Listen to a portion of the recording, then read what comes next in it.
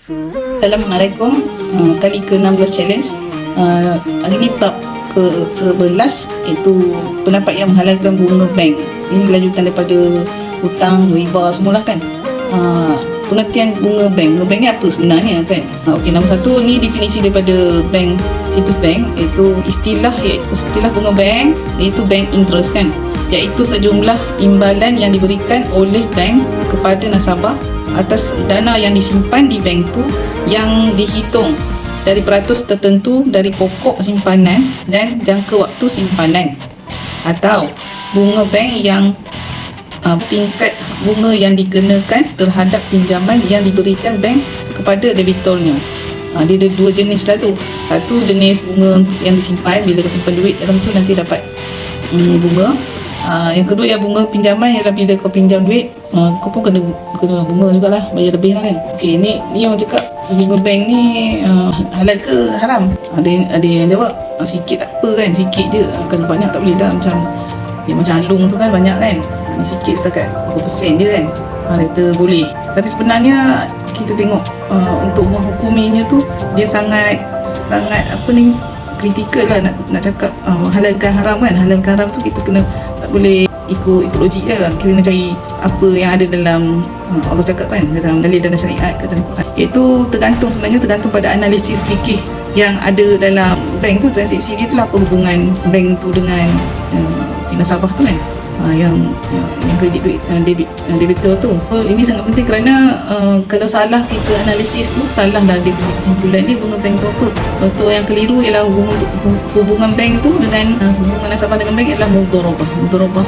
Kalau bila dah dapat bunga tu dia cakap itu bagi hasil kan. Kalau sebenarnya kalau secara tepatnya tu ialah hubungan antara bank dengan nasabah adalah kordon pinjaman. Posisi nasabah tu sebab dia dalam dia punya dokumen pun dia cakap sebagai penabung kan, penabung. Jadi bila penabung tu kita simpan duit lah, so kita boleh applykan definisi court tu dalam transaksi ni. Bila transaksi court, kita kena ikut dia punya rules and regulation, hukum court lah. Jadi berubah lah daripada mudharabah tu syirkah kan, syirkah kerjasama. Jadi bertukar kepada court punya hukum syariat dia. Jadi bila kita applykan secara fikih, jadi dia akan tepat 100% apa transaksi yang ada dalam tu. Jadi kalau court dia kembali kepada pinjaman, bila pinjaman perlu koordin jaratan manfaatan riba kan. Jadi apa yang kamu pinjamkan tu, kalau apa yang lebih daripada yang pinjam tu adalah riba, so dia dah jadi riba lah kalau macam tu. Jadi Allah menghalalkan jual beli dan mengharamkan riba kan. Itu dia punya umum apa? Dalil umum dia. Jadi bila Allah dah cakap umum macam tu, kalau kita nak cakap yang sikit ni tak apalah, sikit je. Jadi itu kena ada dalil khusus lah yang katakan yang sikit tu boleh. Macam contoh kalau bangkai kan, semua bangkai adalah haram dimakan, kecuali bangkai belalang ikan dan belalang ikan kan. Jadi itu ada hadis di dalam Nabi punya dalil lah. Rasulullah bersabda, dihalalkan untuk kalian dua macam bangkai dan dua macam darah. Adapun dua macam bangkai itu ikan dan belalang, sedangkan dua macam darah adalah hati dan lim. Itu ada dalam Ibnu Majah kan.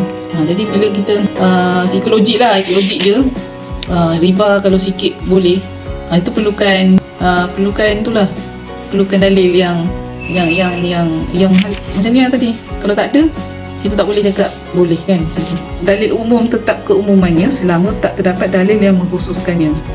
Sebab riba secara umum adalah haram so kita tak boleh nak cakap itu boleh lah. Yang kedua tu dia kata dalam surah Ali Imran 130 kan, dia akan ambil yang tu lah. Dia kata tidak berlipat kali ganda kan. Kalau tak berlipat kali ganda tak apa. Yang tu tidak lipat kali ganda tu kau kalikan dengan berapa persen kan. Lipat kali ganda jugalah, walaupun kali dengan 1% kan, lipat kali ganda tu kali kan.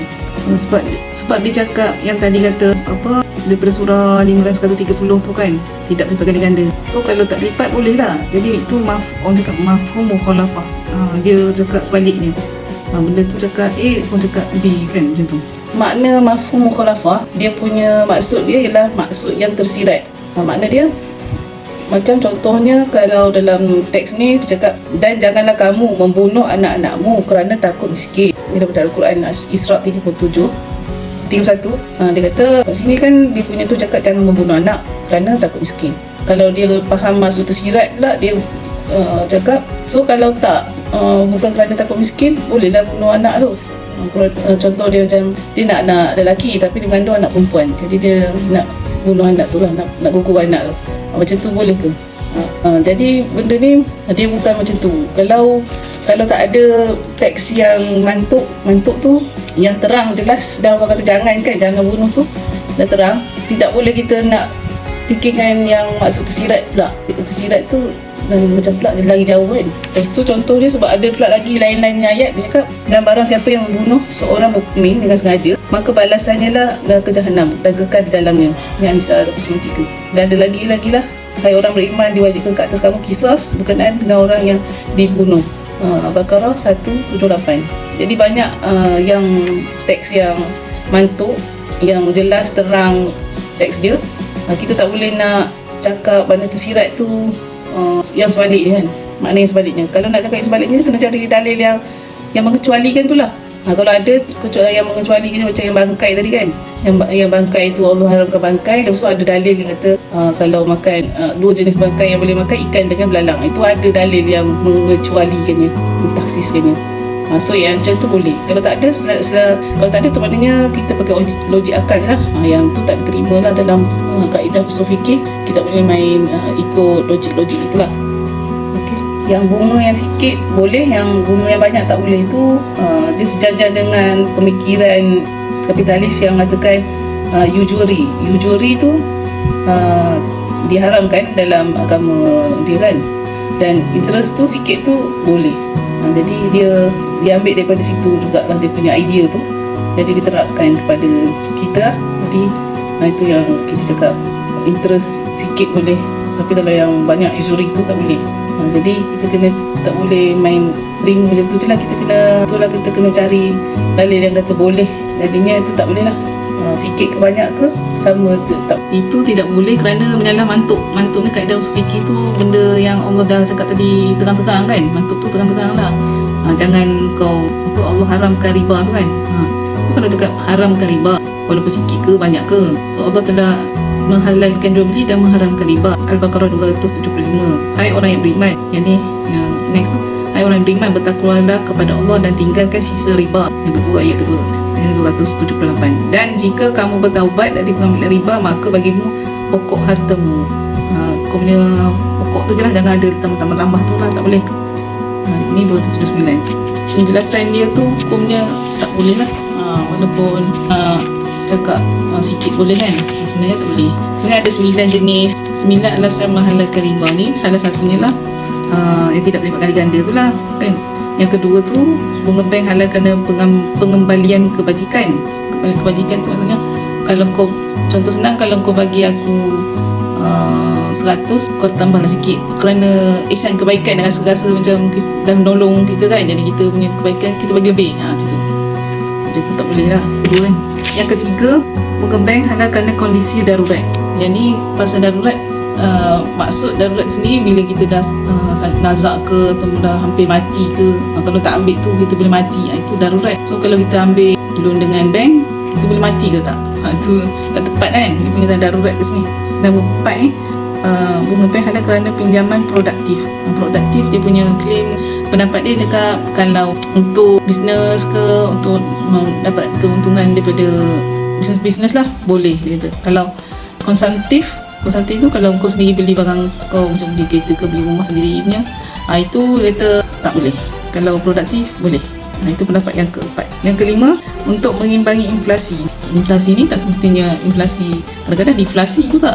Jadi kadang-kadang turun, kadang-kadang naik kan. Jadi dia punya salahnya bukan salah tu, salahnya salah wang kertas kan. Bantahan yang nombor 5 ni, seimbangkan inflasi, jadi kita kena tambahkan bayaran pinjaman, bayaran balik tu kan, bunga tu.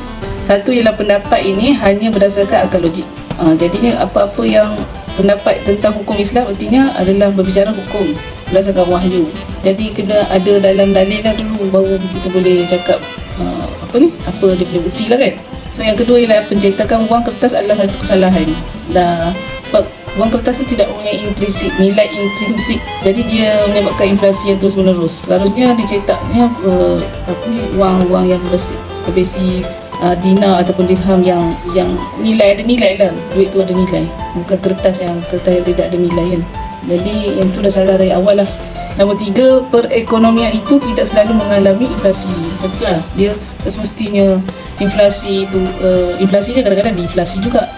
Jadi bunga bank tu bersifat pasti, inflasi ni tak bersifat pasti, dia kadang naik kadang turun. Jadi fakta dia tu tak tepat lah kalau kata ikut inflasi dia manjang kan. Jadi dia tak tepat. Jadi daripada ayat Quran, dia kata yang akan diambil daripada akal pendapat yang berdasarkan akal logik kan. Pengambilan pendapat yang hanya berdasarkan pada akal logik adalah hukumnya haram. Okey, yang seperti yang ni nombor 1 ni Al-Maidah 48, maka putuskanlah perkara-perkara mereka menurut apa yang Allah turunkan, dan janganlah kamu mengikuti hawa nafsu mereka, dan meninggalkan kebenaran yang telah datang kepadamu. Jadi dia terputuskan perkara tu daripada apa yang Allah turunkan. Jangan ikut hawa nafsu mereka, akal logik tu masuk hawa nafsu lah, dan meninggalkan kebenaran. Sebab kita dah tahu, kita tinggalkan kebenaran Allah. Mereka tahu juga, jangan ikut hawa nafsu mereka. Apakah hukum jahiliyah yang mereka hendakkan, dan hukum siapakah yang lebih baik daripada hukum Allah bagi orang yang yakin? Allah tanya, mana hukum yang lebih baik? Yang dia orang buat ke, ataupun Allah yang turunkan? Ni kan Al-Maidah ayat 50. Yang sekarang ni pun kita tahu dia punya impact kan, sampai sekarang ni kita punya ekonomi macam mana, selalu bingung sebabkan apa yang dia buat daripada beratus tahun yang lepas lah. Jadi dia impact tu kita dah rasa. Yang seterusnya, ikutilah apa yang diturunkan kepadamu dari Tuhanmu, dan janganlah kamu mengikuti pemimpin-pemimpin selainnya. Amat sedikitlah kamu mengambil pelajaran daripadanya. So yang ni Allah ikut aja apa yang Allah cakap tu, memang dah bagus dah untuk kau kan. Allah tak nak menyusahkan kau pun. Kalau kau ikut mengikuti pemimpin-pemimpin selain daripada Allah, itu dah kamu tak ada pelajaran lah. Kamu tak, dia kata sedikit kamu ambil pelajaran, kamu tak ambil apa yang telah berlaku ni kan. Tak belajar daripada apa yang berlaku lah. Pengalaman tu kan, dah macam-macam kita terjadi, cycle dia, resesi, inflasi kan.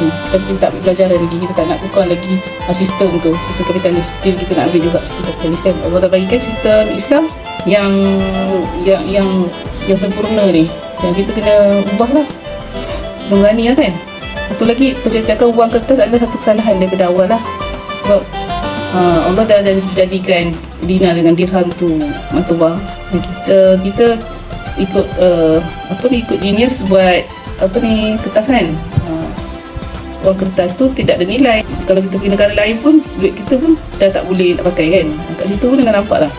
Lagipun kalau kita nak buat hukum, nak masukkan hukum pun payahlah. Macam hukum semua dalam dalil dia ikut pada dinar dan dirham kan. Macam zakat mal berapa dinar kan, lebih daripada 20 dinar tu kita kena keluarkan zakat berapa kan.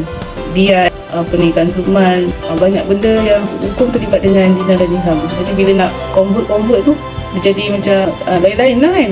Jadi tak adil lah. Orang yang lepas tu kata macam ni, lepas tu yang ke depan tu macam ni pula. Dia jadi tak adil untuk manusia. Kalau membolehkan riba untuk mengimbangi inflasi akibat wang kertas tadi adalah membetulkan kesalahan dengan kesalahan. Jadi kalau nak membersihkan kotoran tu dengan air yang campur dengan najis pula kan. Jadi benda tu najis dengan najis, dia tak membersihkan kotoran tu lah. Macam tu lah dia punya ibarat. Okey, nombor 6, ada unsur saling redha. Kalau kita saling redha, kita bersaing tu kan, itu dia sanggup lah nak bayar lebih tu. Itu pendapat yang ke-6. Bunga bank halal kerana saling redha. Hai orang beriman, janganlah kamu saling memakan harta sesama kamu dengan jalan yang batil, kecuali dengan jalan suka sama suka antara kamu, dan janganlah kamu bunuh diri kamu. Sesungguhnya Allah Maha Penyayang kepada kamu. Jika muamalah tu dia ambil saling redha je, hukumnya halal, itu yang dia ambil, hanya itu je. Sebelum tu dia ada cakap jangan ambil secara batil kan.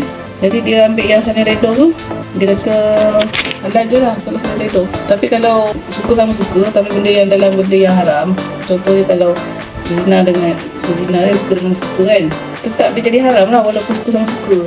Dia bukan hukum macam tu je, tetap haram lah. Kita kena tengok satu persatu dia punya transaksi kan, hukum dia. Okey, nombor 7, bunga bank halal kerana ada unsur manfaat. Allah SWT Rasulnya memerintah kepada manusia untuk sentiasa berbuat baik dan memberi manfaat kepada manusia.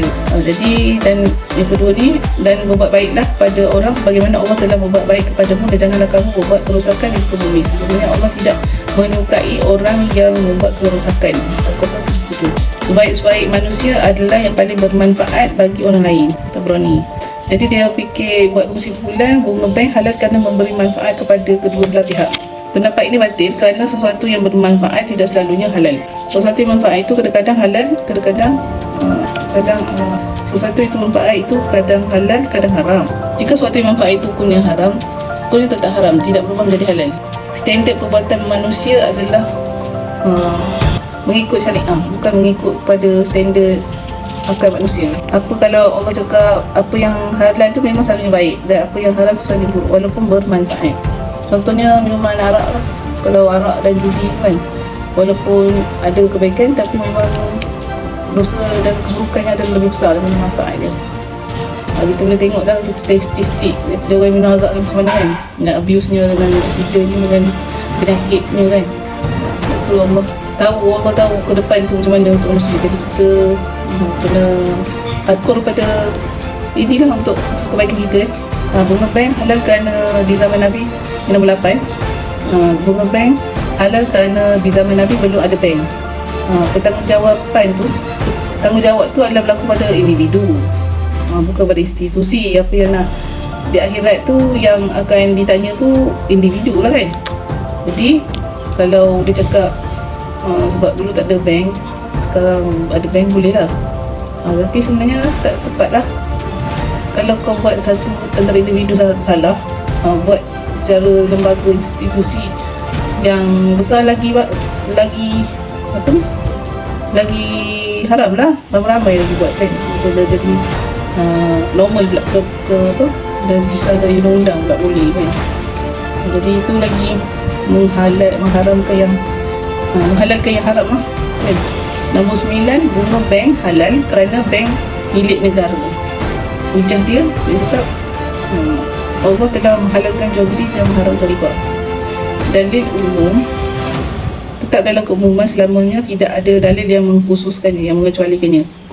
Keumuman larangan riba dikecualikan darinya tanggungjawab negara untuk mendistribusikan harta untuk kepentingan kemaslahatan seluruh rakyatnya. Dia ambil ni lah, keumuman larangan riba ni dikecualikan dengan adanya tanggungjawab negara untuk mendistribusikan harta untuk kepentingan kemaslahatan seluruh rakyatnya. Katanya supaya harta itu jangan beredar di antara orang kaya sahaja di antara mereka. Bunga bank masalah harta seluruh rakyat, maka hukumnya halal. Dan ayat lah bantahannya, pendapat ini telah membuat pengecualian haramnya riba hanya didasarkan dalil dari akal, bukan berdasarkan dalil syar'i, bukan daripada wahyu lah. Pengecualian ini tidak sah kerana ayat itu bukan tafsir untuk larangan riba, tapi berkaitan untuk kewajipan negara untuk mendistribusikan harta milik negara daripada fa'i ghanimah semua kepada rakyat. Apa saja harta rampasan fa'i yang diberikan Allah kepada Rasul yang berasal dari penduduk kota, maka hendaklah untuk Allah, Rasul, kerabat Rasul, anak-anak yatim, orang miskin, orang-orang dalam perjalanan, supaya harta itu jangan hanya beredar di antara orang yang kaya sahaja di antara kamu. Al-Hasyr ayat 7. Ini adalah tasis yang tak tepat lah. Ni orang cerita pasal dapat harta negara yang dapat daripada harta rampasan kan. Dan tadi tu riba. Dia punya untuk taksi dia, pengecualian dia tu tak tepat. Kalau yang tepat, yang kalau dia cakap pasal yang bangkai kan, diharamkan bagimu memakan bangkai darah daging babi dan haiwan yang tidak disembelih atas nama Allah. Ini kita tak boleh makan. Tapi kalau dia punya pasal bangkai tu, ada dalil yang tadi tu boleh makan hanya dua tu, bangkai ikan dan bangkai belalang kan. Ada spesifik lah. Ni tak ada spesifik, tak ada kena-mengena. Kesimpulannya, bunga bank adalah halal kerana menyeimbangkan inflasi adalah pendapat yang salah. Bunga bank halal kerana ada unsur saling reda, ini pun adalah pendapat yang salah. Bunga bank halal kerana unsur manfaat adalah pendapat yang salah. Bunga bank halal kerana di zaman Nabi belum ada bank adalah pendapat yang salah. Bunga bank halal kerana bank milik negara adalah pendapat yang salah.